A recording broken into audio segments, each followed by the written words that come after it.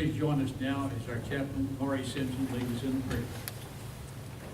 Let us pray.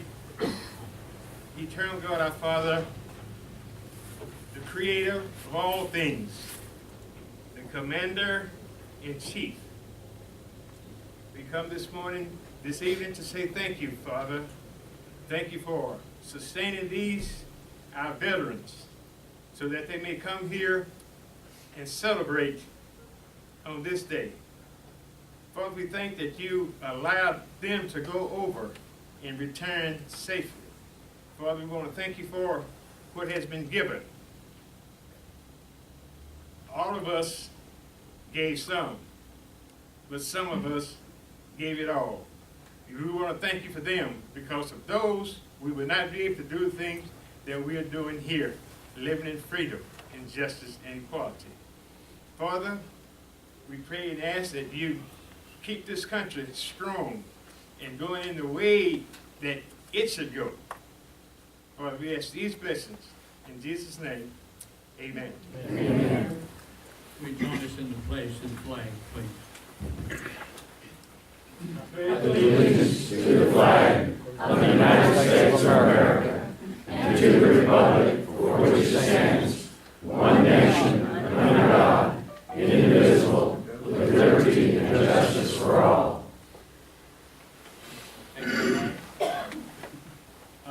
Texas flag.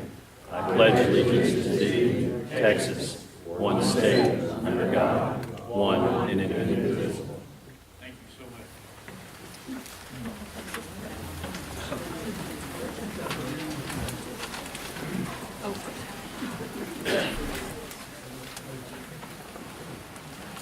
Now, we're going to have the songs played, and when you hear the song representing the service that you served in, would you please stand?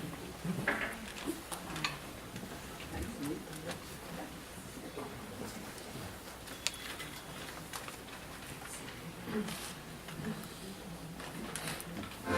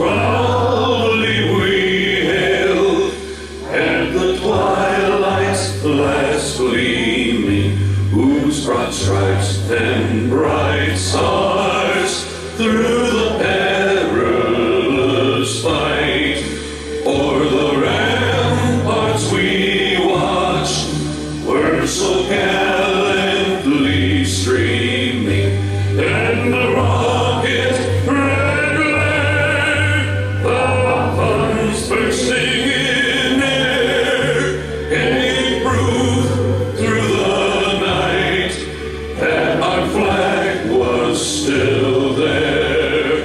Oh, say does that star-spangled banner yet wave o'er the land of the free and the home of the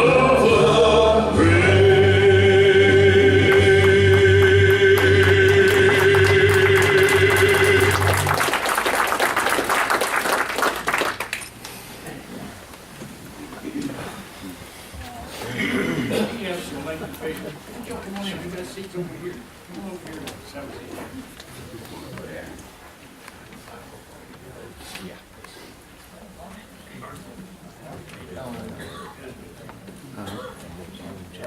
We got some elected officials with us tonight, and I would like for all of the elected officials to please stand and be recognized.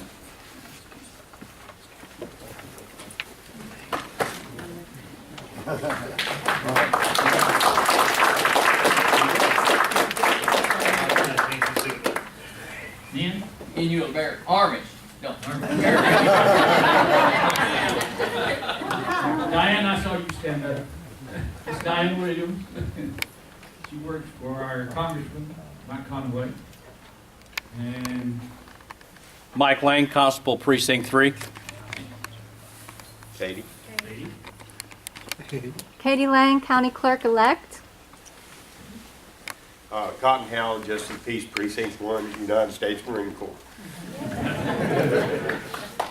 I'm No Shave November. I don't usually grow on me. I'm James Deaver, County Commissioner, Precinct 1. Thank you, guys.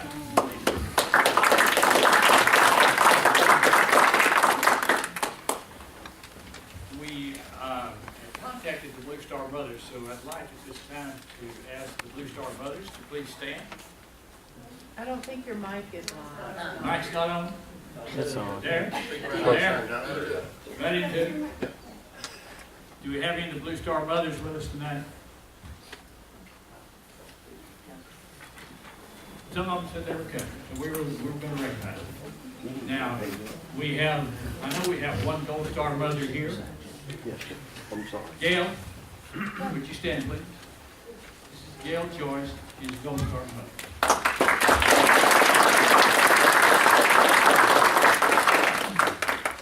Her son was named Casey Joyce, and he was, they made a movie about this. It's called Black Hawk Down.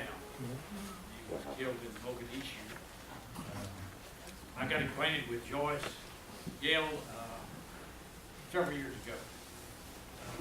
We had a similar experience. We had both lost a son, so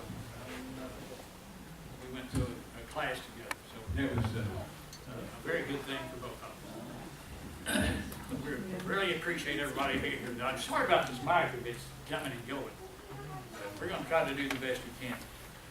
I've got one announcement to make. I think I found the spot. Don't move. I've got an announcement to make. Next month, December, the second Thursday night, we will have a potluck and politics dinner here at this particular building, and we are going to furnish fried chicken and iced tea and whatever, and we're asking y'all to bring a side of some kind. It would fit in with that. We'd love to have all of you come back for that. The last one we had a great crowd, great turnout, tons of food that we fed. I don't know how many different organizations we had so much food brought. But come and eat and enjoy it, and we'll have a fellowship, and we'll talk politics and so on. But we're not talking politics tonight. We're honoring our veterans. So this is what this is about. Tonight, we're going to, I don't know how the guys want to do it, but ordinarily, we pass a basket around for donations, because as a group, we have expenses that we incur. But tonight, we want to pass their donation jars, or their basket, whatever, around, and the donation that's given tonight is going to be given to the honor flight. So, I know you guys have always been real generous in your giving, so we'd ask that we'll pass your jars around if you want, or if we've got a basket, we'll pass the basket around. Okay? Joanne, Johnny, we'll pass the basket around. I would appreciate that.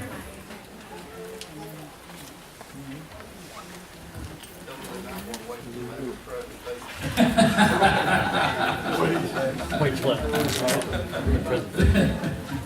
Well, that's possible.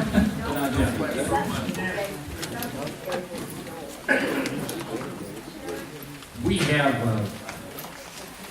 at this time, I'd like for Ben Hewitt and Diane Williams to come up, please.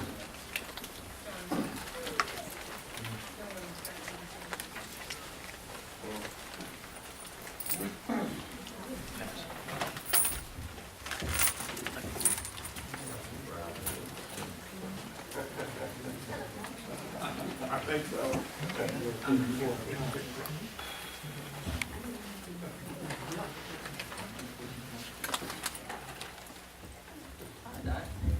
Diane works for our Congressman Mike Conaway, has an office here in town, and had contacted the congressman.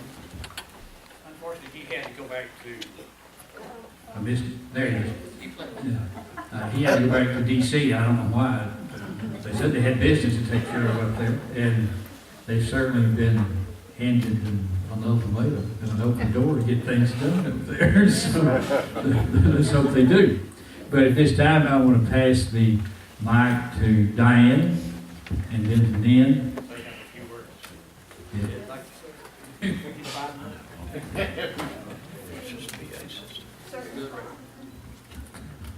Good evening, everyone. How are you? We did want to be here tonight. Don so wonderfully asked us to be here, and I think it's a wonderful idea that all of you are being honored tonight. I just love it. Can we play the songs over again? And we truly want you to know, the Congressman asked me to tell you how important you all are to our country, what you've done.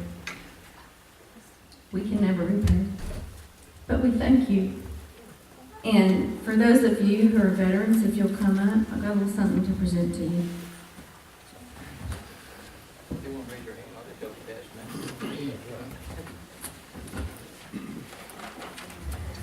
You want to go ahead and get them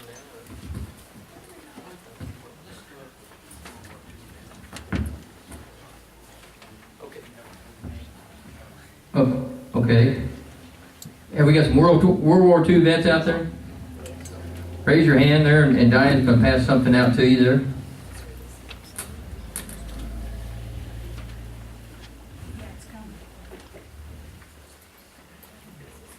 Alden, you don't look a day over 35. But Thank you.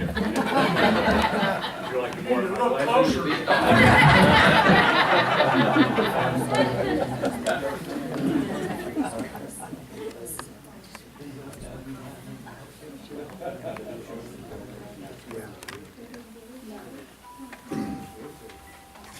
Okay, what? while she's still out there, the Korean vets.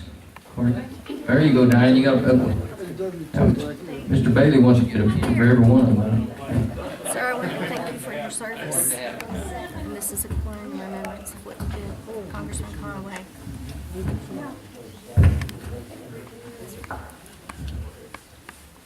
Got one right up here, Diane. There's one there.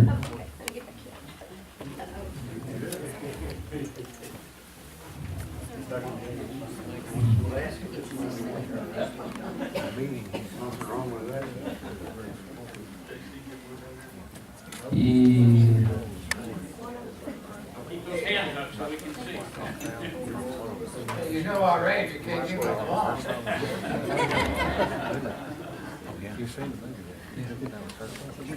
I didn't think that mission failed, but it didn't. It accomplished everything it was supposed to. No. Those guys, they stood there. Nice try, Alden. They completed their mission. they lost some life too. Yeah. God bless them. Okay, how about them Vietnam vets?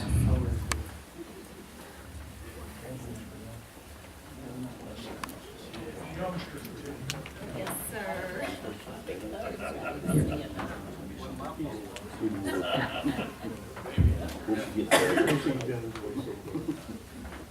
Coming over on this side, I guess.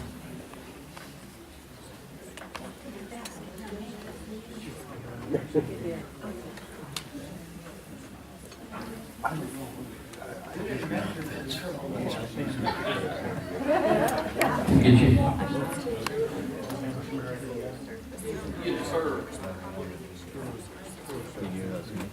Mm-hmm.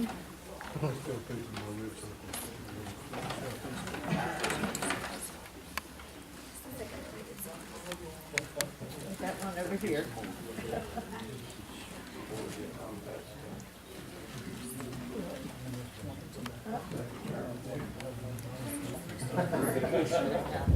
Whatever, get it out.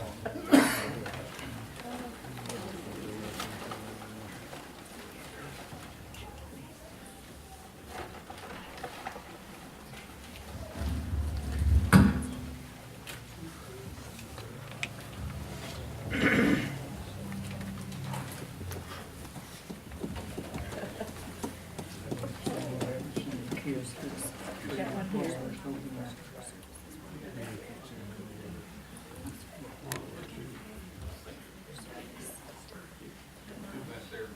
Got two more right back there in the back. Man. Three. What about him, Diane?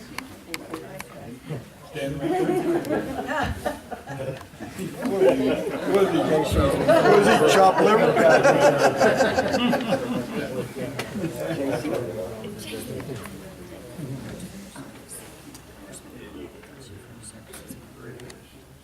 Sirs, I'm gonna have to get some more. Would you wait until I get some more and present them to you maybe next time?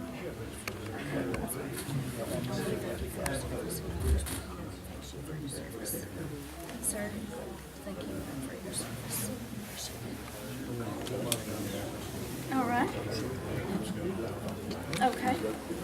Yeah, do you need something to write on? You want something to write on, your name? Hey, you guys. Would you like to write that? Have we missed anybody? That's a congratulations. This man right here. Okay, I think. You're gonna have to get them. Okay, what we're gonna do is if you didn't get one tonight, if you could sign up right over at the desk, and Diane will make sure that we get some additional, right, Diane, or is it?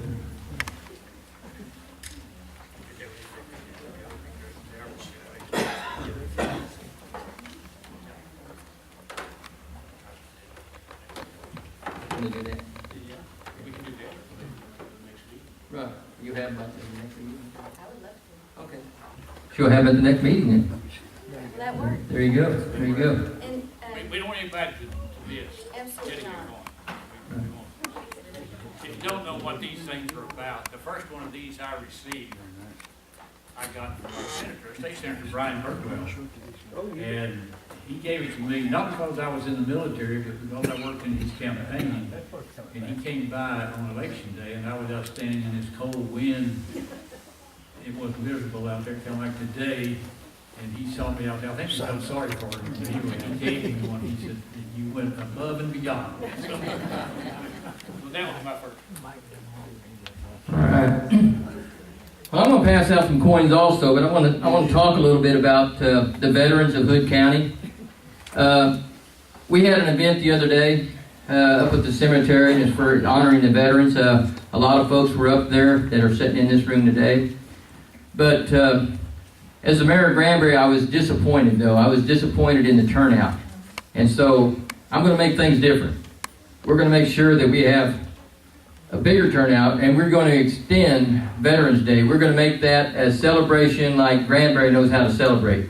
And we're going to make it bigger. We're going to take baby steps. We're going to eventually have a parade, as Stephenville has, or anybody else, because, you know, it's 11, 11, 11, and it's for 2 hours a year. 2 hours, folks. And to go up there and to recognize our veterans and to applaud them and to give them what they deserve. I'm a veteran, but I look out to celebrate and to take that day off and to honor the other veterans. And for years, when I come back from the service, I went out and I celebrated that with fellow veterans, wherever it might have been, but I always looked for a good celebration. And now that I live in Granbury, I am pledged to make sure that Granbury has a Veterans Day celebration. If I have to have the convention center, which I could do, then that's where I'll have it. That's where I'll have it. But folks, we're going to put together a Veterans Day. I promise you from now on that will be a Veterans Day that people will remember, and it will be a celebration of the veterans. So, once again, I apologize for the short turnout up there. I know the weather was bad, but we're going to make it better because the veterans deserve better. So we're going to do that, folks. Last year at Memorial Day, me and a team of people, and JC was on this team, and there are several people, we come up with a coin for Hood County and the city of Granbury. And this was a veteran's coin. And what we wanted to do with this coin was to give it out to every veteran in Hood County and get their information. And that's all we asked, that they were a veteran and we got their information so that we could put together a database and click one key whenever we have a veterans event or anything that we want to invite the veterans to, and we could hit that key and we could invite and turn out and get all the veterans. Well, we went out and we ordered 300. Was that right, JC? 300? 400. And we're down to 20 now. So we've got a lot of veterans that have signed up, and we're now working on the database to put this together so that we can reach out to veterans at all these events and invite them to these events, whether it's a Veterans Day deal, a Memorial Day event, or whether it's a fallen soldier that we're going to recognize. We're going to reach out to them. And that's what these coins are, but they're also a coin to give you for appreciation for your service from Hood County and the city of Granbury. I have 20 left today. I don't know if everybody has gotten one yet. So if you haven't gotten one of these, haven't received one of these, raise your hand and I will make sure that you get one today. If you have already received one, then no need to raise your hand. But if I run out of them today, then I want you to sign up here because we will order more and I will personally bring them to you. But these are a great coin. I think we did a good job on them, JC, when you agree. And that it's something that you could keep for a long time, and it doesn't have a date on it, but it has all the services on it, and it has Hood County on there to show that that's where it came from. And so this is just part of the programs we're putting together for veterans. And like I said before, we are going to do better in honoring our veterans. So if everybody raised their hand that didn't get one of these coins, I will personally bring them out to you. And thanks a lot. Thanks, Ian. As I was telling you, the first coin that I got, That thing just doesn't like you, does it? this mic doesn't like me. But the first coin that I got, I was told it's a challenge coin. So if somebody comes up to you and says, reaches their hand in their pocket and brings it out like this and says, do you have your coin? Or they open it up and he shows me his coin and I don't got it, I got to buy his lunch. So that's what this was about. So carry those things with you. I've got a collection of them. I'm proud of every one that I have. All right, I think we're about ready. You want to swap mics with you? Okay. If you think it's a mic, or if it's a mic cord, I've also got a cord.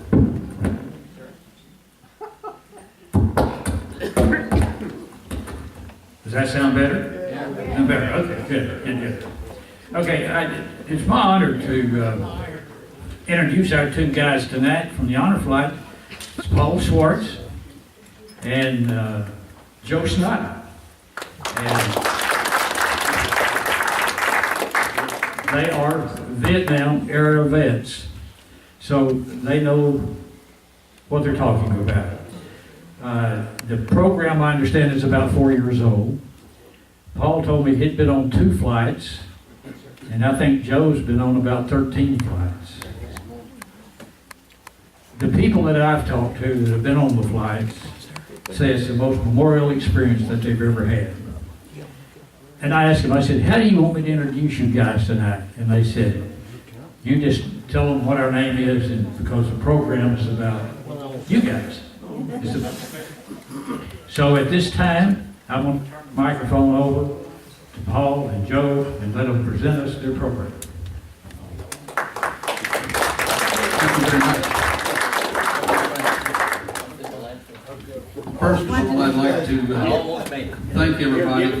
I've got through kind of a cold night. If you're here, you're not spending your own electricity, you don't spend more. And also, I wanted to thank y'all for being here and allowing us to come back to Granbury. I've been to Granbury in about 6 times in the last year, making presentations to various groups. And we've got a number of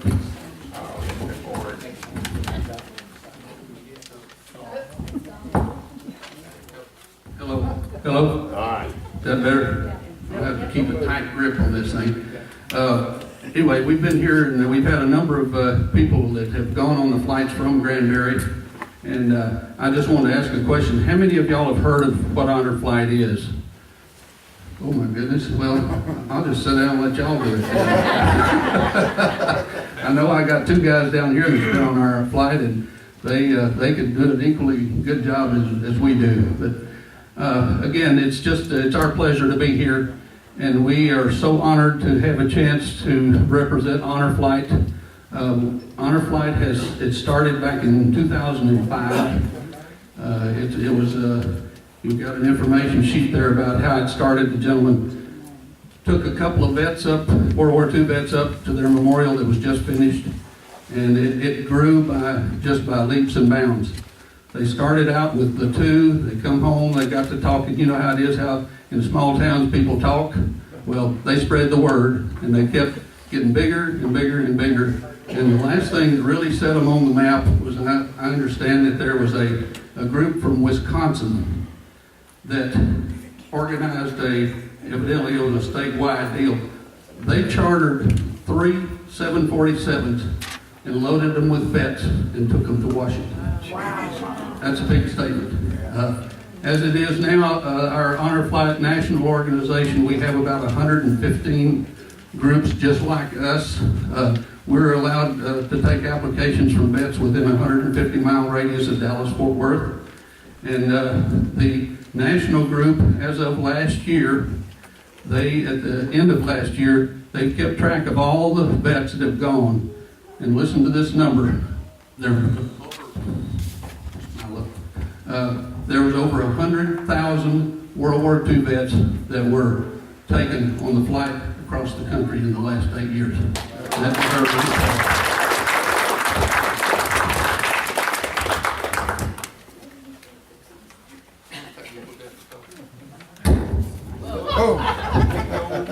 I think we got a good one. Okay. Not to diminish what we've done here, we're very proud of the fact that the DFW group we have taken in the last 8 years over 900 World War II veterans from our region, which is an accomplishment because each of these trips, it costs $1,000 per trip to take these vets up there. We are lucky to have had a very generous donations, and I appreciate y'all passing the basket tonight because without the contribution, this party's over. We've raised in the Dallas-Fort Worth area, we've raised $1.1 million, taking a lot of vets. We've got 2 flights that are already paid for this coming spring, which is, we don't book flights until we have the money in the bank. We don't want to disappoint people and have them send in applications and wait and wait and wait. So we're very proud of our record that we have. It's been an honor and a pleasure for Joe and I to be part of this. And now that he and I are both Vietnam vets, and as they said, and, we're still on a mission, and our mission is to do what we're doing here tonight. Tell everybody, because our mission is to get as many World War II and Korean vets up there as we possibly can while they're still able to travel. Each trip, we take 40 vets on each trip. We've already taken 6 trips this year, and that's a monumental task in itself. It's all a 501(c) corporation. We are all volunteers. There is not one paid employee of any kind in this organization. We don't have any office expense. We don't have any employee expense. All we have is a P.O. box and a bunch of people that are out there working to help these vets get to Washington. It's really a spectacular group. And I'm no spring chicken either. And I've been into a lot of different organizations and groups, and I've never been around someone as dedicated as these people are to make this mission happen. The trip is basically, it's a 2-day trip. No, let me ask you, how many of you guys have been on the honor flight trips? You got 1, 2, 3, 4, 5, 6, 7. Well, that's a pretty good number. It's a 2-day trip. We leave on Friday morning and we come back Saturday night. And one of the things that y'all may remember from back, when was it, last fall, when someone shut the government down? Okay, we got some of the best publicity in the world. Because we had a trip planned. They shut it down on Monday. The trip was planned to go out Friday morning. We had no idea what to do. We had already paid for 90 tickets. The money was spent. We had reservations, hotels, buses, the whole 9 yards. We called our representatives up there and said, what are we going to do? And they, to the person, said, you bring those boys up here because nobody's going to keep them out of their memorials, and we will meet you at the gates with bolt cutters.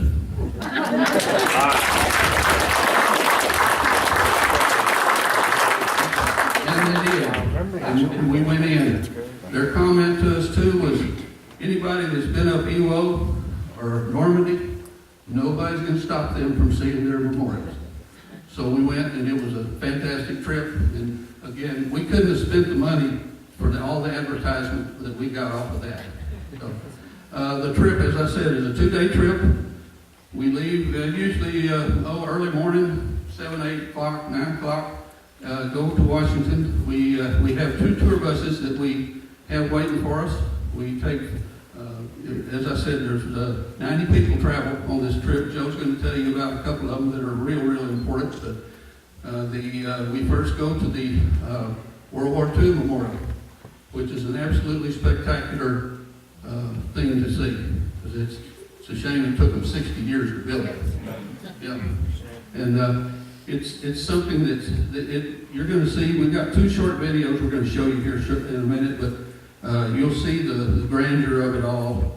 And it's after we do the World War II Memorial, we leave there and we go to the National Cemetery, which again is just kind of takes your breath away when you drive around and see all of the headstones.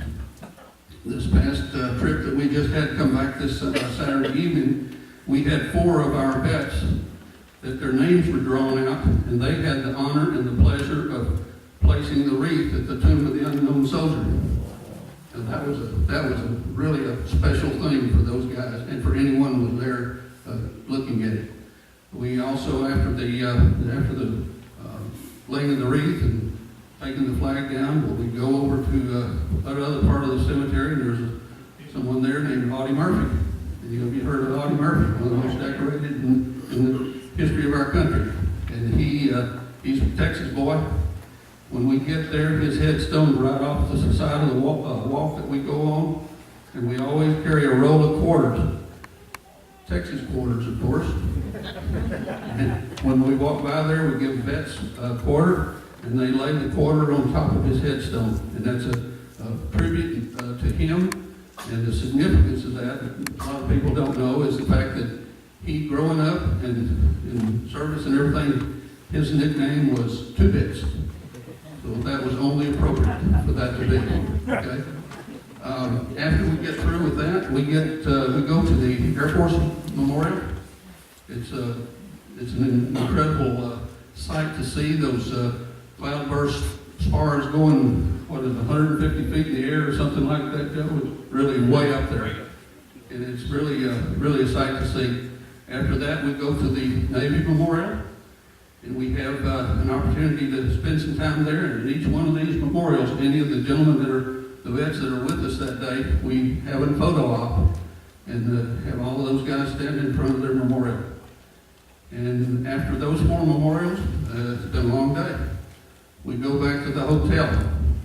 Most of these people, the average age that we travel with on our trips is 91 years old, which is, if you've never seen the site, you ought to watch that sometime. we have a great time, and they really appreciate what they see and what they get an opportunity to do.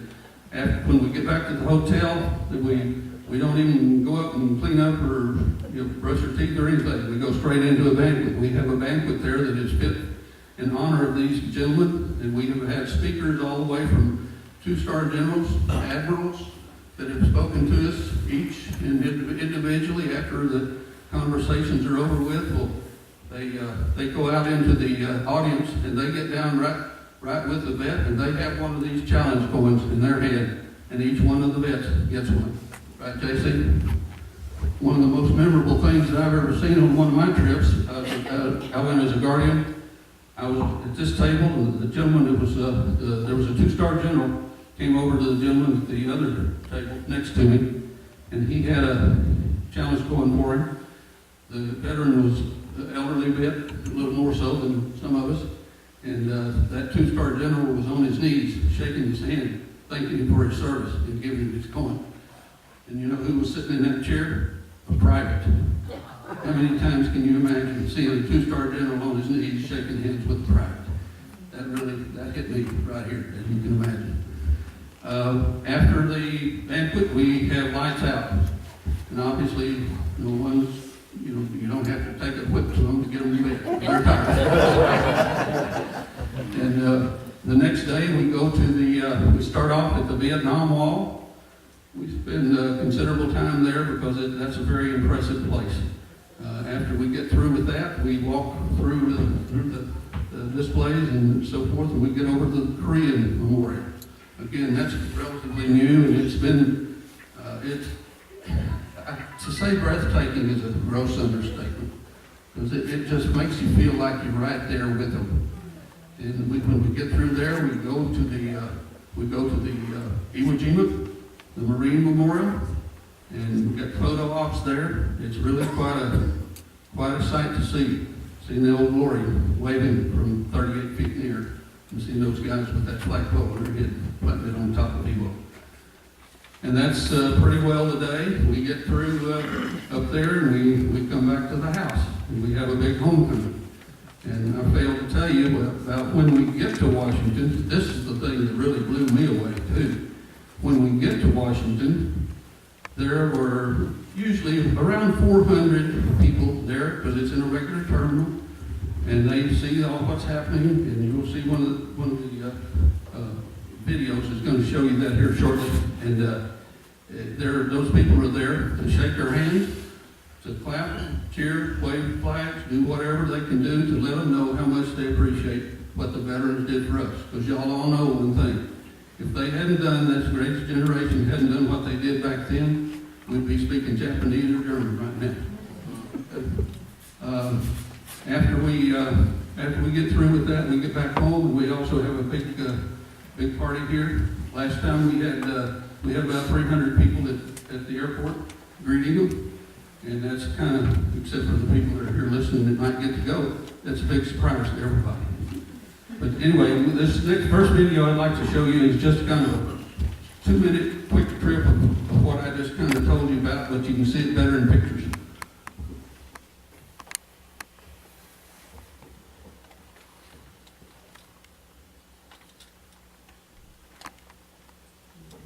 And thank the good Lord that the video is working.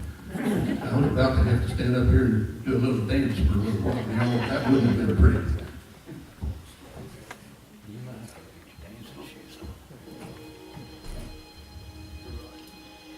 There's no talking on this, it's just music.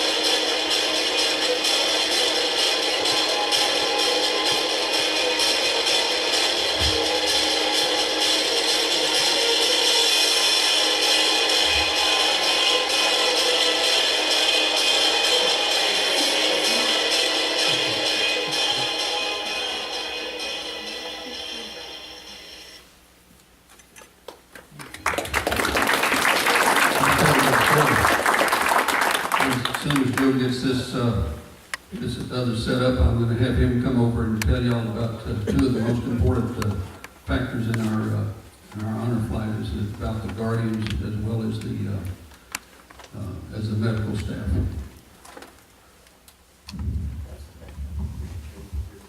While we're talking about waiting for that to happen, let me mention to you that the information that you have see, information sheet you have on your chair has got the Honor Flight website. It's honorflightdfw.org. That's where you get to go. You can go and push the buttons and print out the forms for the applications for the veterans and as well as guardians. And ready?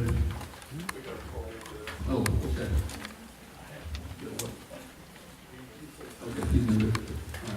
All right.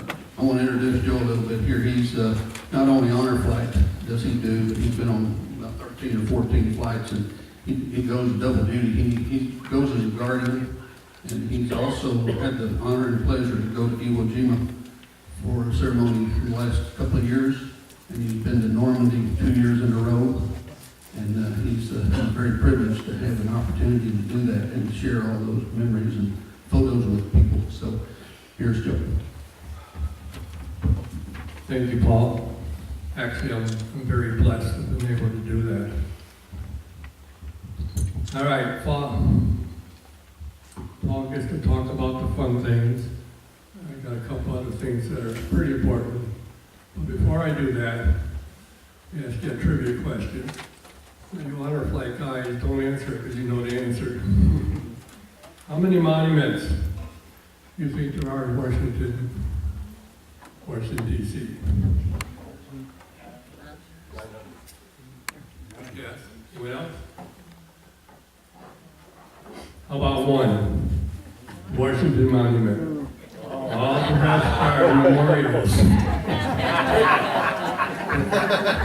I felt pretty stupid when our poor guy sprang that on us. I'm thinking, why? It's got to be about 15. Okay.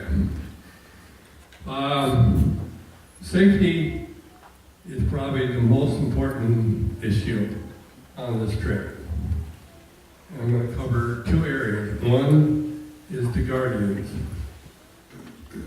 sometimes referred to by the honor flight warriors as butlers, caregivers, babysitters, whatever you can think of, these guys have thought of. But the Guardian, in my opinion, is really the backbone of the organization. For you military guys, it's the troops on the ground, if you will. The Guardians take care of the veterans. And you might ask, well, what are they going to do? Take care of them and walk around by themselves? Well, let's start with providing transportation for these gentlemen and ladies to and from the airport, carrying their luggage, pushing them in wheelchairs, giving them assistance when we get to the hotel, if they have questions or need help getting their meals, getting checked into their room. If they need something to eat, drink, we'll take care of it. How much money did you bring with you guys? 0. That's right. The veterans are told they can't bring any money. It's not good in Washington. So, their job is to make sure that the veteran is safe and enjoys his trip. And the Guardians come in 2 flavors, if you will. One is a family guardian, and the second is a volunteer guardian, such as what Paul and I have done in the past. A family guardian is nothing more than a son, a daughter, grandson, granddaughter, a friend, brother or sister to the veteran, whatever. I hesitate to say this, but at this point, we do not allow wives to go as guardians. Now, my own opinion on that is that the wife probably needs a day off. The best, he's going off with all his buddies and soon to be made friends, but she needs a day off. So that's the only actual rigid rule on guardians. All guardians have to pay their own way, whereas the veterans, everything's paid for them. It's around $600, give or take a few bucks, and it covers everything. It's your airfare, your hotel, your meals, any fees that that you have to pay to get into memorials. Everything's paid for. My preference is a family guardian. I see some special bonding going on there. A lot of these guys haven't shared their stories with their families. But once they get around 40 other veterans, they all have something in common. They start talking about what really went on. And that leads to sharing these stories with their families. So many times I've talked to the veterans and they'll say, well, I've never really talked about it with my family. My wife says, I don't want to hear about all that blood, shooting and so forth. And they never said anything. So they all go home with a different outlook on it, which I think is great. The second part of this important information is our medical staff. We do have our own volunteer medical staff. And the last time I counted, we had about 18 members of various professions. Nurses, respiratory therapists, general GPs, a couple of heart specialists I think we have. And they just kind of rotate. At any one time, there's usually eight or nine that come on the trip. That's every trip. Most of them live here in Dallas. We have about 3 or 4 that live in Washington, and they will enjoy us once we get there. They pay for their own expenses. We've had these people, since day one. They're a dedicated group of people that really have the veteran, their concerns in first place. So far, we've been very lucky. We've never had an actual emergency. Let's knock on wood there. They've administered some aspirins, blood pressure readings and stuff like that. And they're really there to look out for the doctors and physicians back home. They don't bring an ER with them, but they certainly have the knowledge if a major catastrophe occurs, they know how to take care of it. And when we leave, that's probably the hardest thing that we have to do is to convince the loved ones back home that we're going to take good care of this person.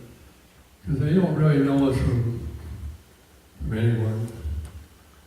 And sometimes it takes a lot of time to build that trust. We do have what we call a pre-flight briefing, and that's where everybody gets together, everybody gets to know each other, and by then, everything is settled down and they're ready to go.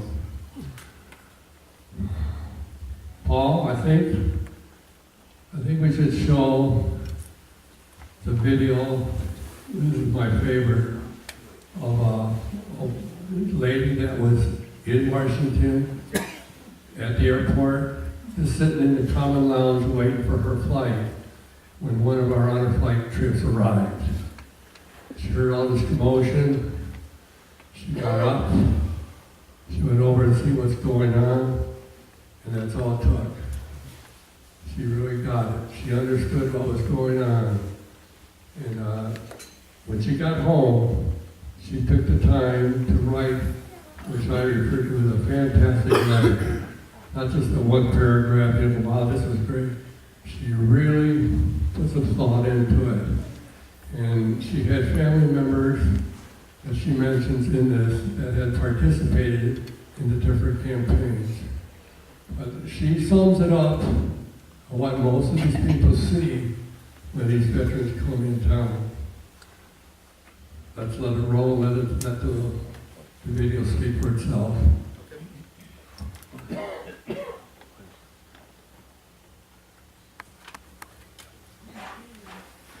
My return flight to Oklahoma City, when my quietude of reading was disturbed by a loud, prolonged clapping.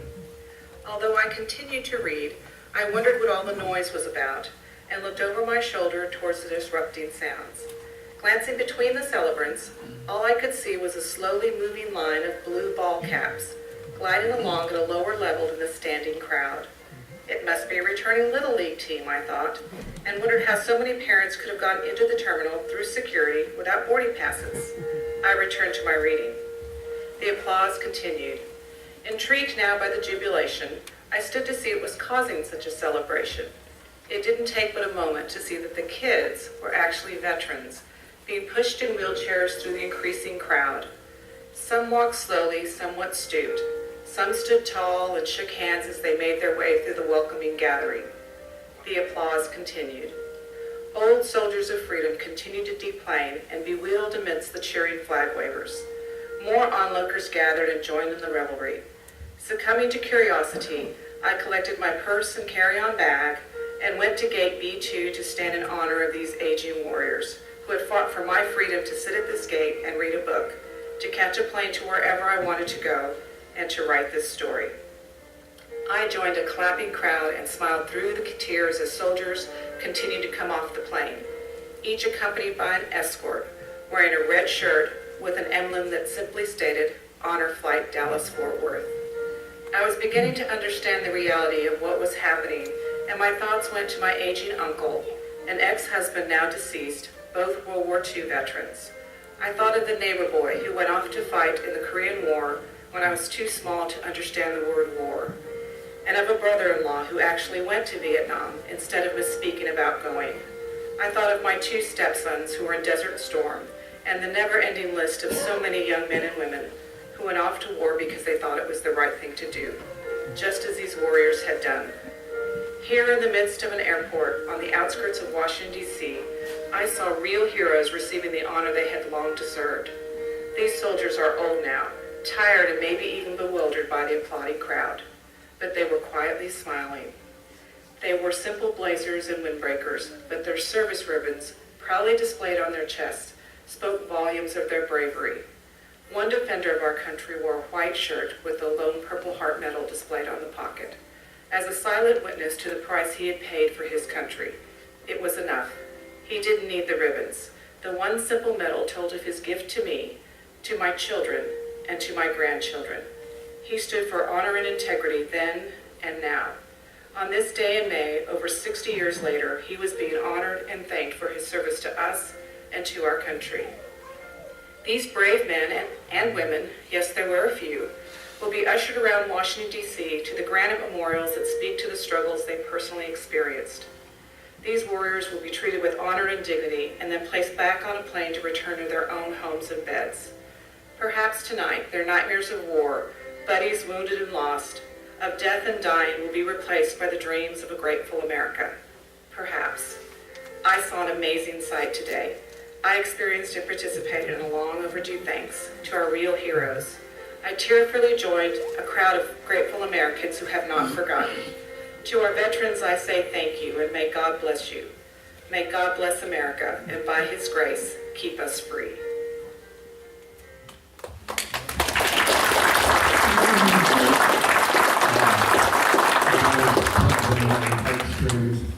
Very well said. All right, Paul, I'll give it back to you, and you can introduce our other two guests, if you will. Sure will. Thanks, Joe. I can't watch Flight that. to Oklahoma City, when my quietude of reading was disturbed by a Good enough to loud... watch it again? Continuing to read, I wondered what all the noise was. That's, I can't watch that without tearing up. I see some of those around the room too. It's a special. That says who we are and what we do. And it's all for you vets. Just that simple. I've got to kind of get it a little bit loosened up here a little bit and tell you something. Hopefully you think it's funny. Y'all saw the little gentleman up on the right-hand side in his original uniform with his green. Okay, I got acquainted with him one morning and I walked over. He's always smiling. You know, he just kind of drew me to him. And I walked over and I said, "Boy, you look good." You know, and dusted his fell off for him. You really do look good. I said, "Obviously, that's original." And he said, "Yes, it is." And then I noticed he looked around, he's making sure no one could hear him. He said, "My wife had to let it out about that." That's pretty good. And on a sadder note, the gentleman, the black gentleman that was in the wheelchair there, he was 99 years old. And he, 3 months after he made that trip, he was gone. But he was happy the last days of his life. It was a special trip for him. Now, I want to introduce a couple of guys that have gone with us on the trip. And y'all come on up. JC and Phil Coletto. Y'all know JC, I'm sure, and Phil. And they've been on the trip, and they've got a couple of items, and they want to describe to you and tell you what it's about and how they feel and how it touched them, etc. And it's they're great guys. We've been involved with them. They brought us down, and we've gotten into the y'all school system here, and we're talking. They're talking to the English and history people in all different grades at y'all's schools, and telling them about it. They've got a bunch of letters that they're having the kids write to make what he's about to tell you happen. So here's JC. Thank you. It's really a pleasure to be here tonight, and we want to thank Tea Party for inviting us, because this is a story we feel that needs to be gotten out. We know there's a lot of veterans here, but if you can't qualify, if you're not a World War II or a Korean veteran, you know someone that is. And we want to make sure that we get as many people on this trip as we can. Joe was telling you a while ago about our medical personnel, and I just want to show you to the extent that this honor flight goes to. On this piece of paper right here, this is in, you'll notice I've got this red thing on. There are 4 colors. There's 10 veterans with different colors. I think it's blue and green and brown and red. And you'll also notice they have red shirts on, we have blue. If you see a red cap or a red shirt, you know they're the ones that does the work. The ones with the blue, they enjoy it and don't do anything except have a good time. But that's what this thing was, and it took me a while. I couldn't go out. My handler or my person that took care of me was a lady, and I started out the door and I wanted to open the door, and she said, "No, that's my job." And I said, "I wasn't raised that way. I was always supposed to do this." That was a hard thing to do. And they were so good. We got to the Air Force Museum, and I had to go to the restroom. And I thought she was going in there with me. I said, "Don't do that. I mean, I can do that by myself." So I did that, but that's how much they take care of you. This piece of paper here is in this little red name badge that I've got. I can't lose myself with this on it. This has got my history. It's the information that you fill out to go is transcribed on this right here. Every veteran has this around his neck. So if there's anything that happens and you do need a medical assistant, they got it right here. They know exactly what you take, when you take it, this kind of stuff. It's fantastic. This is the most well-organized group that I've ever seen. It's just I couldn't believe it, all of the things that they did for us. But there's 2 things that I wanted to say about 2 different situations. And we have a lady here tonight, Jean Whitgrove. Okay, Jean, stand up just a minute. This lady right here I just met her a while ago. I didn't know it. But we started talking about this, and she said she had it's a uncle. No, it's my husband's grandfather. Your husband's grandfather. We had 2 96-year-olds and one that was almost 96-year-old. We got up there, and when we went to the World War II Memorial, his handler was his son, and the 96-year-old was in a wheelchair. He played taps at the World War II Museum, and his son played the echo. Just like the hair on Paul said that, it makes him choke up. Well, it did there when you hear the taps being played there. We went to the last stop of that day before we came back. We went to the air base up there, and the Air Force Band, Army Air Corps Band, had their World War II uniforms on, the 42, 43, 44. They played Glenn Miller. When we went, and we danced. We're the only group that goes up there that dances. Went to that music, and the Air Force Band was the one that told us that. So they really liked for us to come because they like to see people dancing. So we did, and when we got through, they heard about her It's my husband's. Your husband's grandfather. No, it's my husband's wife's grandfather. Okay. Anyway, yeah, it's a relative. But they asked him to play taps. And he played taps, and they gave him a standing ovation. But 96-year-old, that was just fantastic. The thing that impressed me the most, when we were coming back from Washington National, we were out there waiting for the boarding to start, and we heard this clapping coming down the hall, coming out to the end where you board the airplanes. We didn't really understand what was happening, and so we started watching, and coming around the corner, there was 7 wheelchairs. They were from Florida. And so we had to stop and talk to them and told them that we were on the honor flight as well.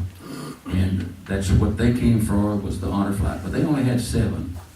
And so we talked to them for a little bit, and we said, well, we know you got to go aboard the airplane, so good luck on trip. As they were going by, my handler, as I told you, was a female. She hit me in the ribs here, and she said, look at there. And I looked, and his handler, the guy that I was talking to, was in the wheelchair, double prosthesis. He had prosthesis legs, and he was pushing a veteran. And now that won't make you cry. It really would.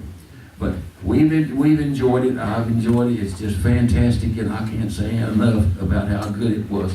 How much it makes you feel when you got these little kids that will meet you at the airport. The night we came back, we were on the 20th trip. When we got there must have been at least 500 people at DFW Airport on a Saturday night at 9:30 to welcome us back. And it was just, one other thing too, on one of the previous trips, they had a gentleman come off and they let one veteran come at a time. He came off in a wheelchair and he got around the corner, heard all of the clapping and everything, and I think, Paul, you told me about this. He says, stop. So the guy, his handler just kept going. He says, I said, stop. And so he just raised his hands up, and so the handler stopped and locked his wheelchair down, and all of this crowd is right in front of him.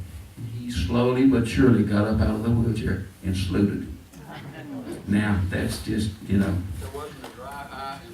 it was just, you just can't recreate that feeling that you get. But anyway, Phil's got a little something to tell you about another one of the benefits of this.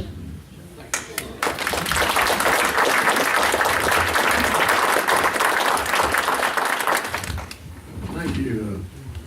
I'm a World War II vet. I'm on with Alan Bailey here, and went on the trip, which was just full of surprises.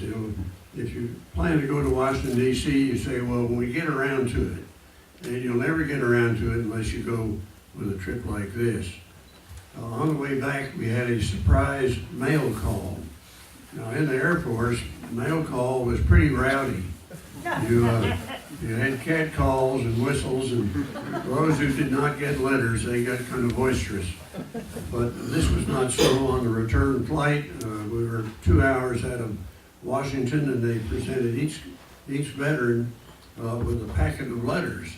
Some were written by family members, others were written by people you never heard of, and the high school, West Mesquite High School teacher had assigned her students to write letters to the veterans.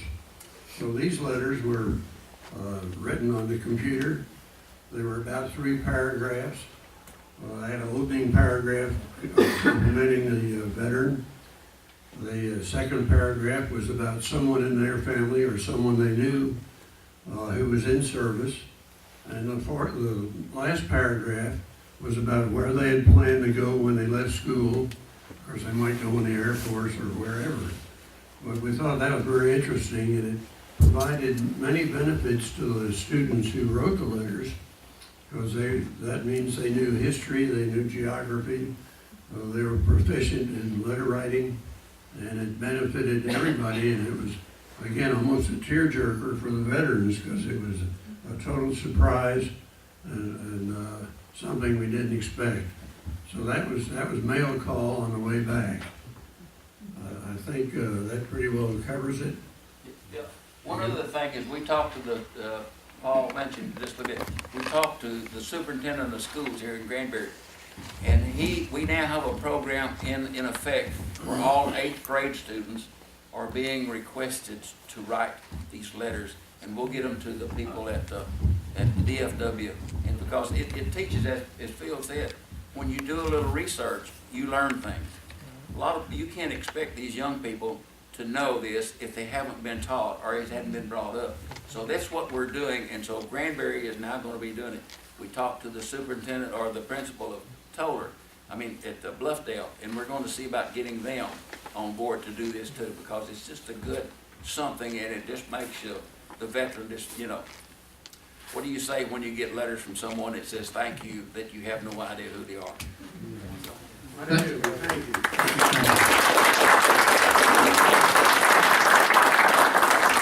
JC and Phil, we appreciate y'all being here, because these guys can say more in 10 minutes than I can say in 2 hours up here, and y'all believe them, and you don't know whether you believe me or not. But they've been real troopers with us, and we've kind of paved the way down here, but they're going to get this thing going around y'all's city, and I think it's gonna benefit all your kids, and we're just proud to have an opportunity to be part of it. One thing else I wanted to mention to you, the information that is on that sheet there, it's got the website, honorflightdfw.org. Anyone that has an interest in being a veteran to go on this trip, you have to fill that out. There's an application button in there, and you can mail it in to the address that's on the application. And you don't have a chance to go unless you send it in, guys. Don't take it home and put it on your refrigerator and say, well, I'll get to that, but you know, you never do. But that's the way you have to do it. It's very detailed, so don't run from it. It's something we have to know. Our medical staff has to check all the information, because we can't have someone going up there that might get in trouble. You know, and we don't know, you know, what y'all's situation is, but you know, if there's a red flag that comes up on it, they will get back in touch with you, maybe verify some information through your regular doctor, and let them figure out, you know, if you're capable of flying. Some people can't go. We don't know, you know, when we present these applications to the medical staff, you know exactly what it is, but they're extremely thorough. But it's a trip of a lifetime, and it's something that we truly, I hope that it shows that we care. And I'll open this up.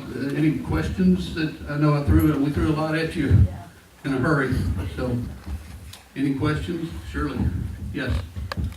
Does one have to be a veteran of a foreign war in order to be chosen? If they sign their name to defend their country against all enemies, they are a veteran. Okay? That's just the way it is. You don't have to be in the Marines or the Army or anything. The National Guard's fine. You know, as long as you sign your name, you are a veteran. Shirley got some questions. I didn't explain it that well. Yeah, I know they did. Yes. I want to tell you, I went on flight 22 with my dad. He's 93 years old. Right. And we had a veteran on there that was a veteran of 3 wars. World War II, Korea, and Vietnam. And you'll never guess what his name was. George Bush. You remember him? George Bush. Yes. I saw another hand up there. Yes. I wanted to emphasize, and you probably saw it in the pictures, how welcome people are in wheelchairs. Oh, absolutely. When I went on the flight, there was probably, I don't know, I guess it was 100 veterans. There were at least 15 in wheelchairs. And they are not in the way, they lead the way on these flights. That's exactly right. A lot of the guys that may be marginal or need a wheelchair, we have them for them in the belly of the bus. We carry about 20 in each bus, just in case. Because, you know, these guys, they get their ego and their pride and all that stuff. They say, oh, heck, it's only about 200 yards. Well, it's 200 there and 200 back. And I don't want to be carrying you on my shoulder. You know? So, but we carry extra wheelchairs when we go on a venture from the Vietnam to the Korean Memorial. And you know, a lot of people say, well, we don't want to, but we don't force them. But we strongly encourage it. It's not a show of weakness, it's a show that you're smart. Okay, what else? Okay, also just so y'all know, we want to thank you again for the opportunity to be here. Yes, ma'am. We have, right now, we have 2 scheduled flights for the spring. And after that, we'll just have to see how the funding comes in, since we're transitioning from the World War II to the Koreans. We don't know, and we're not going to have everybody filling out applications and then waiting for 2 years until we can raise the money. We will let it be known on our website when the applications are going to be accepted for future flights. And we will have at least 2 for the spring, because we've already got money in the bank. And that's the best answer I can give you. But we try to do 3 in the spring and 3 in the fall is what we've been doing. But that's a load when you figure you're dealing with 90 people on every trip. And the people that run this thing, they're super organized, and it's just a labor of love, and it's us caring for the veterans. Yes, sir. Does your website show when the flights are and returning, so that if people want to go up and greet? Yes, they do. They don't post them way out ahead of time. I mean, they'll be within a few weeks. But we have started, we've been flying out of DFW until this trip. And since the Wright Amendment was raised, we were able to fly direct. And one of the reasons we couldn't fly with Southwest or didn't fly was because we had to stop in Oklahoma City, we had to stop in Memphis, and then we had to stop in Washington. And that's a long trip when you got 90 people on board there at that age. And by going over there, we let American know what the prices were that Southwest threw at us, because Southwest is actually the carrier preference across the country with all of our flights where we can get them out. And the difference in the fare was only $17,000. Didn't take long to make that decision. So, that's, you put two of those together, and we got another plane load of vets going out. That's right. So we had to do it. So we'll be coming in until further notice, we'll be coming into Love Field. Okay, good questions. Yes, sir. I got one other thing. We talked about the politics of going there, and they closed, at one time they closed these off. Yeah. When we went there last May, Congressman Conaway met us at the bus. He came down at the War Museum and give us a tour around there. And he says, "I've got to go back. I've got a vote coming up." But that's the kind of the thing that you get from this district here. One more thing I want to tell you too that's really kind of special. During that shutdown that they went through up there, there was a gentleman from Arlington that owns a computer or software company or does a lot of business up there, has an office in the area. And he was there when all that was going on, and he was so ticked off, I guess that's the easiest way to say it, that he was going to take his own crew down there from his office and help them take those barricades down. But he knew they were arresting people up there. So better judgment, he gets home to Arlington, and he calls the president of Honor Flight. And he said, "I was there, I saw it, I couldn't stand it. I want to get involved." And she said, "Okay, what you got in mind?" He said, "Well, I was just wondering what's the opportunities?" And she gave him a few opportunities. He said, No, I want to really get involved. He said, "What does it cost to send a plane load of vets up there?" She said, $40,000. He said, "The check's in the mail." That's how much people want to help where they can. And this is really the funny part of it. He said, "But there's one specification or condition." He said, "I want to go with them." What do you think she said? In addition to that, we have lightweight windbreakers. Well, it was going to be cool on that trip, and he saw that, and Joe and I got the opportunity. He bought 40, probably $100 jackets, fleece lined and everything. We got them that we're wearing tonight. He bought those for the veterans. He bought them for the Guardians, and he also paid for the next trip. That man is a true patriot. And we thank you for your attention and bearing with us on our technology, and everything all worked out. And I hope you enjoyed the presentation. And if there's anything that we can help you with, my name and Joe's name is on one of those information sheets you have there. And we ask y'all to do us a favor.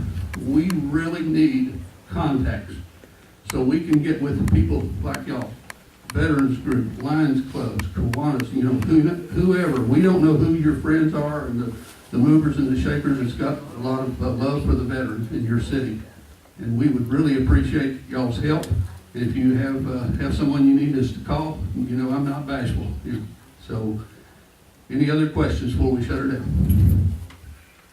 What was the name of the guy that wrote the check? Wasn't me. That's the only answer I can give you, because he has to be honest. There you go. Thank you for what you do. Yes. Thank you. Thank you very much.